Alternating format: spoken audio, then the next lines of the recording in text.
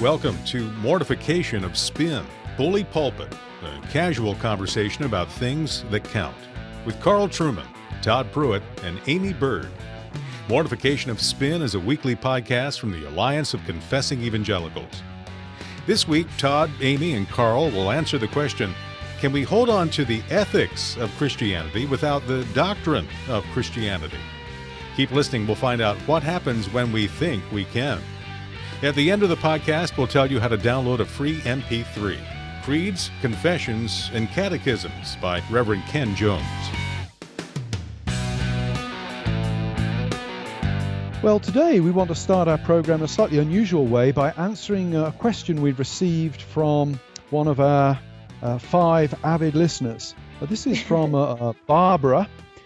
We won't give her address away as we don't want her being victimized by people. But she asks this question. Pastor Todd cracks me up with his soft, sensitive speech pattern. Does he do that just to sound more sensitive than Dr. Truman? Todd, any comments on that? You sensitive man, you. That's exactly why I do it. Wow, my soft, sensitive speaking pattern. I never thought, I've been told I have a face for radio, but I've never been told I have a voice for radio. I'm actually quite flattered by that. Carl, Amy, do you think I have a soft, sensitive voice? Well, I give you calls in the evening to help tuck my kids into bed. You reading the story and saying the prayers just helps lull them to sleep a lot better than my voice. That's right.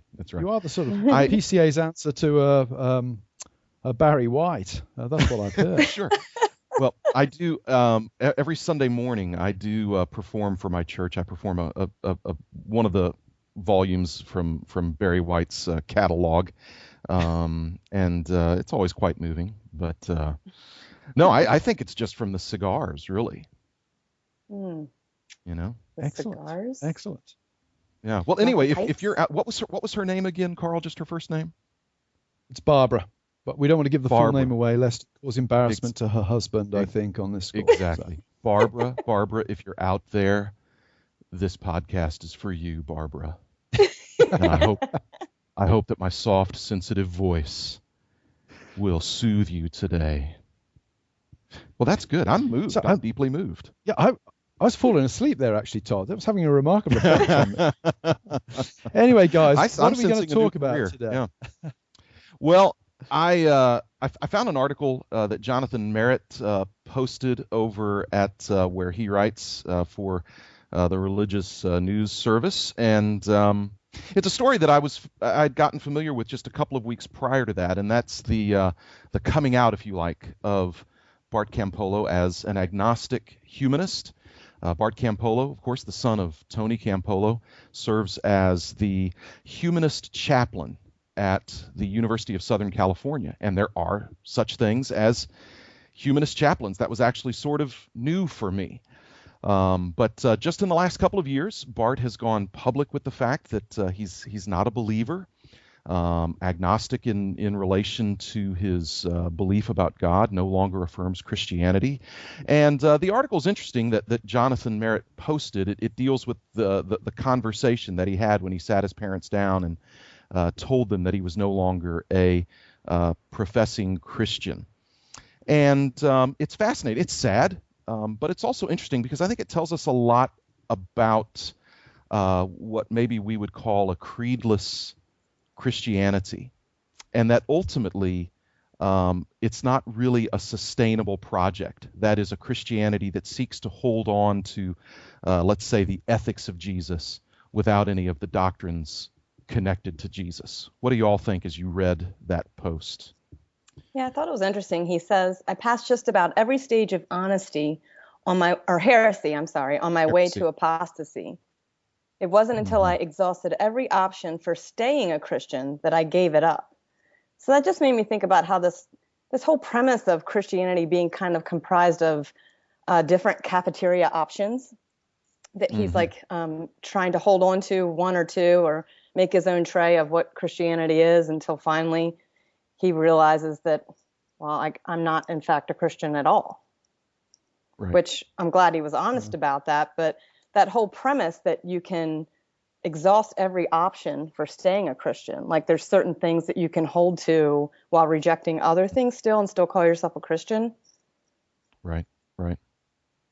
It's troubling. Yeah, I think Yeah, I think the poker tell in this is his quote that he what attracted him to Christianity was not Jesus and the resurrection, but Right. the chance to change the world and to do justice. Mm-hmm. Love and community, which he Right, but still not very the- much wants to affirm. Right. Yeah. So Just he not was the looking Jesus stuff. for, we might say, a religious idiom to express certain very worthy, in many ways, very worthy aspirations in terms of social aspirations, politics, that kind of thing. And there were three, I noted in looking through the article, there seemed to have been three specific things that contributed to his move away from Christianity. One of them was an inability to find an answer to the problem of evil. One of them was his personal interaction with homosexual friends that led to him changing his position on the acceptability of homosexuality. And the third one, well, the final move was really his acceptance of universalism. And I think the first two of those are particularly interesting. The problem of evil, that's a problem for everyone. And I actually don't think that ceasing to be a Christian solves the problem for you. No. The book of Job is critical, I think, for Christians here, because the book of Job essentially tells us that while there is a solution to the problem of evil, we have no real access to it beyond what God has chosen to reveal to us. Many imponderables remain there. That's not to belittle the issue here that was raised was the gang rape of a young girl, or we might extrapolate that and say the Holocaust. It's It's not to horrible. belittle the difficulties that afflict Christians in thinking about those issues, but it is to say the Bible itself acknowledges the wickedness of the world, but provides no answer here and now to how to address that, beyond the fact that we know that evil will ultimately be subverted. I prefer to use the language of subversion rather than God uses evil for good. I think what God does is he does not allow evil to have the last word. He subverts it ultimately. And the issue of homosexuality, of course, is perhaps the big one of our generation. What I appreciate about his approach to homosexuality is he's very clear what the Bible's teaching on homosexuality is, and says that he decided to ignore those bits, which strikes me as a refreshingly honest approach, as opposed to many liberal Christians who attempt to twist the Bible to their own social agenda. Campolo full marks, I think, for his honesty on what the Bible actually teaches about homosexuality. Right. And it's interesting because one of the things that and this is where I see a very sad and I think ultimately frustrating inconsistency in Bart Campolo's view, which is he desires the benefits of Christianity. He desires the things that only Christianity can really sustain, but he doesn't want any of the encumbrances of doctrine. So he wants a coherent platform from which to do works of justice, acts of love. Even he talks about losing your life for the sake of others. But he doesn't want Jesus or the cross That's or the what I was going to resurrection. say. He doesn't want Christ. Right. And I mean, to the point where he says he wants to ultimately- create a church Right. for people He who don't wants a believe in church- God. Right. Where there's going to be singing and inspiring talks and even potlucks, but without Christ and without God. And so this is the conundrum for the atheist is, are there any truly consistent atheists?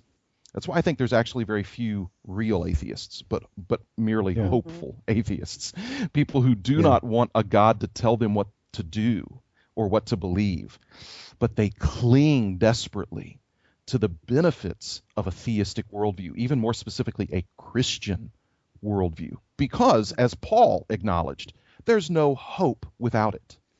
Yeah, I think Nietzsche puts the issue very clearly when he portrays the madman in his book, The Gay Science, where the madman rushes into the town square and he's addressing the atheists. It's the atheists who are in the town square. And he says to them, do you not know what you have done? You've killed God. You can't just wander around the town square as if nothing has happened in your polite outfits, carrying on your polite conversations. The universe has been plunged into darkness and chaos.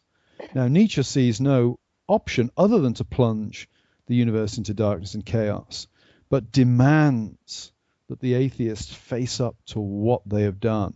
And I think when you see somebody like Bart Campolo, or I would say somebody like Bertrand Russell, for example, what you often see is people projecting an image of what they approve of onto the universe in general, making their own values transcendent ones, when in fact those values they're not built on sand, they're built on nothing at all. These are castles in the air that they're building.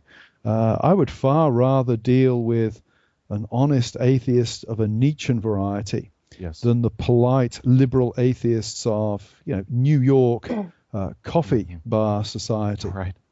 Right. Yeah, and again, it's the demand for transcendence without the encumbrance of God.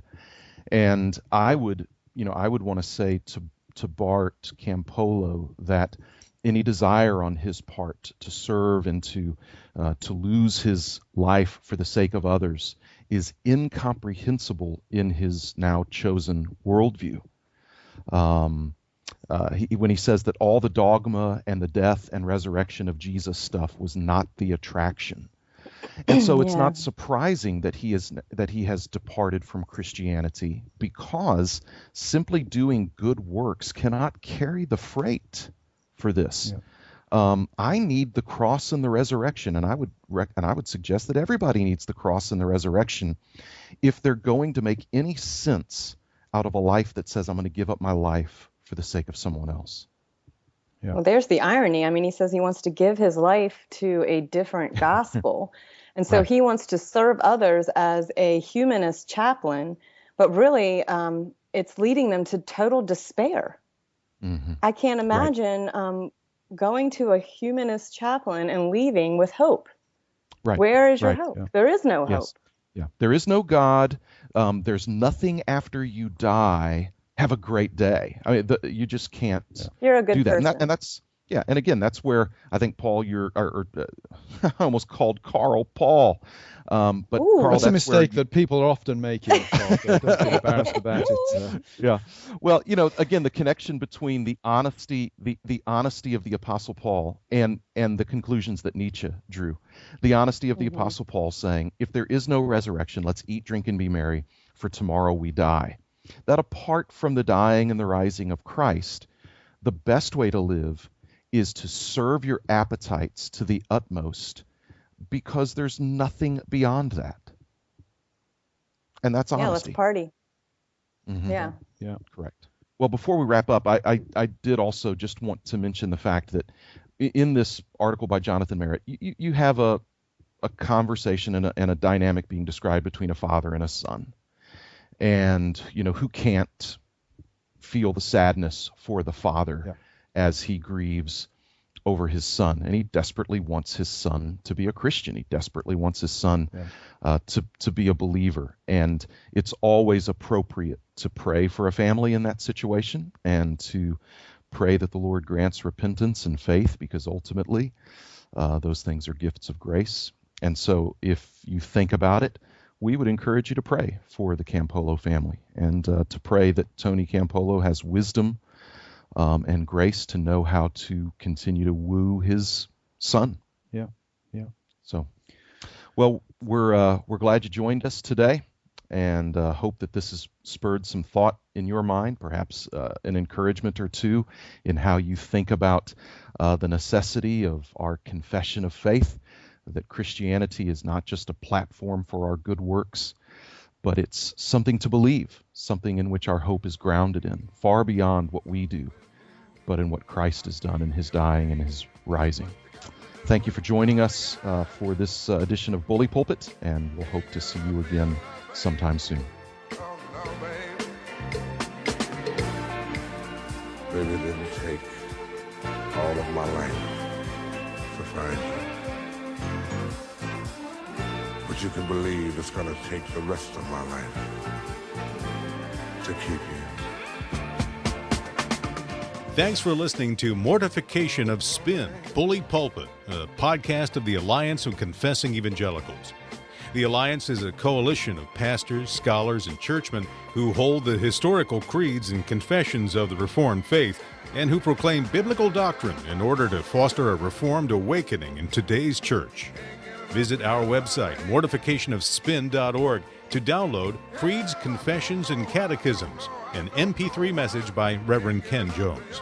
And be sure to join us next week on Mortification of Spin to hear Carl, Todd, and Amy shoot the breeze with another middle-aged, bald, yet not-so-bitter pastor. Do you mind if I refer to you as a middle-aged, bald guy? No. That was ambivalent, wasn't it? Todd and I are middle-aged, bald guys, so I want to say that we're bringing a third middle-aged, bald guy into the program. It's an affinity group that we're happy to be a part of. They'll talk about transformationism, two-kingdom theology, and much more. Find out who it is next week on Mortification of Spin. And don't forget to visit mortificationofspin.org to download your free MP3. We'll talk to you again next week.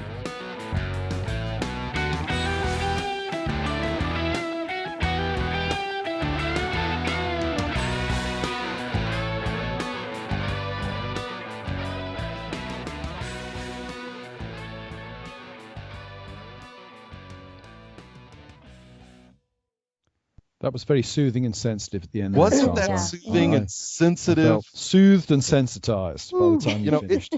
It's hard for me to stay awake when I hear myself talk. I think we can say it's hard for anyone to stay awake when I start talking. Might want to work on that behind the pulpit then. Exactly. I take the pulpits and immediately go into soothing. We turn the heat up a little bit. We dim the lights. Yeah.